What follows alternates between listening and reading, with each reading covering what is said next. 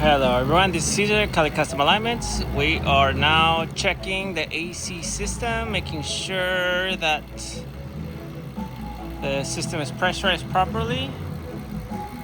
So far, no leaks. Everything's looking very good.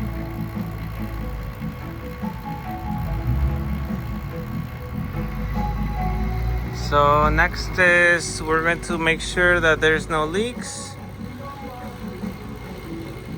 I'm gonna recharge the AC system, make sure the fan is working, and no problems are happening. So right now we ended up finding out that there was a short on the fuse box.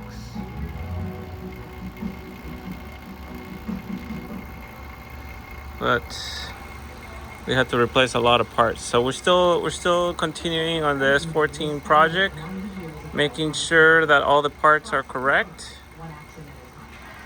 But so far everything's looking normal.